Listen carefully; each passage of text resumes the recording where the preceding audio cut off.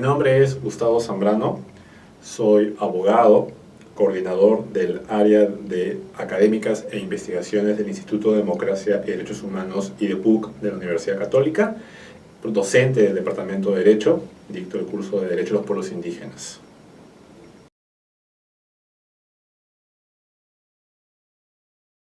Estamos frente a sujetos de derecho, colectivos, ciertamente, pero individuos, personas agrupadas en pueblos con una identidad cultural que los caracteriza e identifica y diferencia de otros pueblos. En el Perú actualmente existen 55 pueblos indígenas, se hablan 47 lenguas originarias reconocidas, o idiomas, perdón, originarios reconocidos por el Ministerio de Cultura y por el Estado peruano, y estamos frente a una realidad que manifiesta la pluralidad étnica y cultural del país, ¿no? Entonces, cuando estamos frente a pueblos indígenas, estamos hablando de sujetos, estamos hablando de personas que viven a lo largo del territorio nacional, no solamente en la zona amazónica, sino también en la zona andina e inclusive en las urbes de la zona costera, aquellas personas que emigraron de sus pueblos. Entonces, es una realidad que no podemos negar y que han sido de una u otra manera vistos del siglo XIX y siglo XVIII como en situación de desventaja, lo cual los pone frente a lo que se conoció en su momento como sujetos en situación de vulnerabilidad. Por eso es que los pueblos indígenas actualmente lo que tienen son una serie de agendas de carácter político, jurídico, que buscan principalmente no solamente el reconocimiento de sus derechos, sino también el establecimiento de un Estado que desde una mirada intercultural pueda efectivamente garantizar que sus condiciones de vida se mantengan.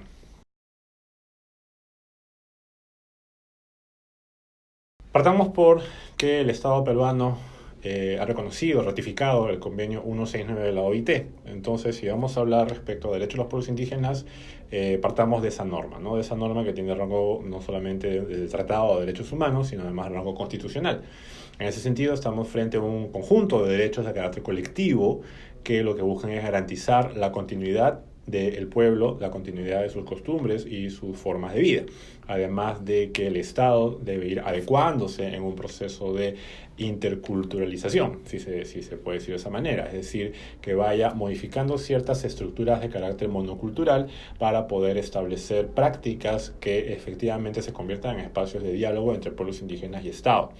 ¿De qué derecho estamos hablando? Estamos hablando del derecho, por ejemplo, al uso del propio idioma, estamos hablando del derecho al reconocimiento a las prioridades de desarrollo que puedan tener los pueblos indígenas, derecho a las tierras y al territorio, el derecho a la consulta previa, el derecho a la educación intercultural. Es decir, estamos hablando de una gama de derechos que lo que nos están evidenciando es que el Estado peruano está en un proceso de aprendizaje en clave intercultural respecto a cómo ir incorporando estas miradas desde los pueblos indígenas, para los pueblos indígenas, para poder dar respuesta a su serie de demandas.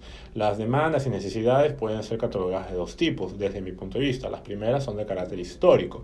Hay una serie de deudas que el Estado peruano, como muchos estados en Latinoamérica y en otras partes del mundo, tienen con los pueblos indígenas, principalmente vinculados a temas como despojos territoriales o ubicarlos como grupos que han sido discriminados históricamente. Y otro paquete de demandas mucho más actuales que tienen que ver con la situación de pobreza que muchos de estos grupos viven, la falta de necesidades básicas satisfechas que les pone un escenario de vulnerabilidad frente a otros grupos, ¿no? Es decir, la poca posibilidad de tener acceso a servicios básicos como educación, salud, entre otros, les han generado una situación que probablemente los pongan en afectación de sus derechos y condiciones de vida, ¿no? Y eso, juntando tanto lo histórico como lo actual, lo que nos pone es como reto el garantizar la continuidad de estos.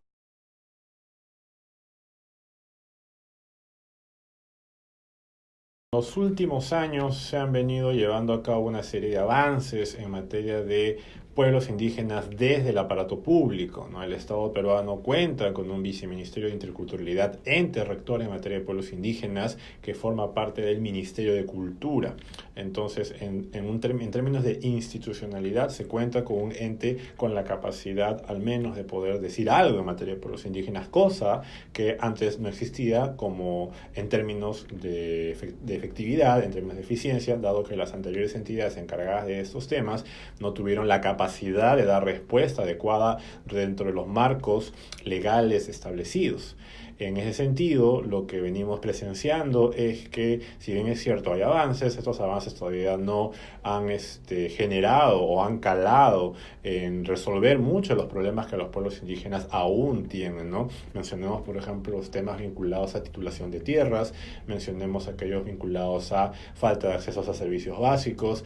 ¿Qué se tiene que seguir haciendo? Se tiene que seguir trabajando en este norte, ¿no? Donde lo que está en juego es un proceso por operativizar un conjunto de derechos de carácter colectivo. Si bien es cierto, el convenio 169 está vigente desde el año 95, es muy reciente el trabajo que se está haciendo respecto a cómo llevar a la práctica un conjunto de derechos.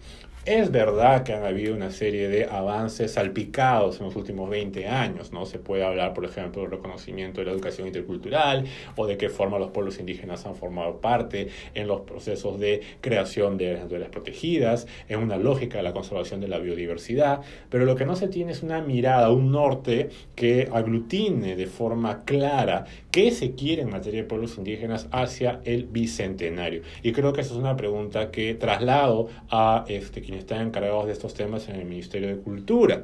No solamente es un tema de seguir remando sobre la base de satisfacer demandas de los pueblos indígenas, sino tener claridad sobre cómo se va a pensar el Estado peruano en clave intercultural a puertas de un bicentenario.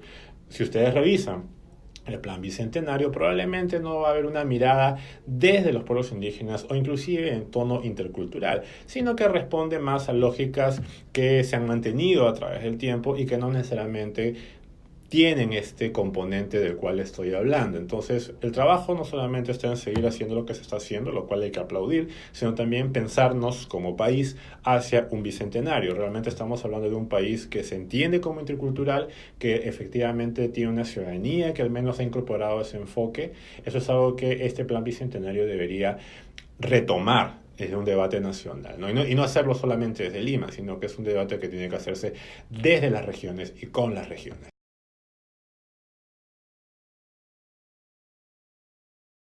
Solo quisiera agradecer al portal Partenón por la oportunidad de poder hablar sobre estos temas.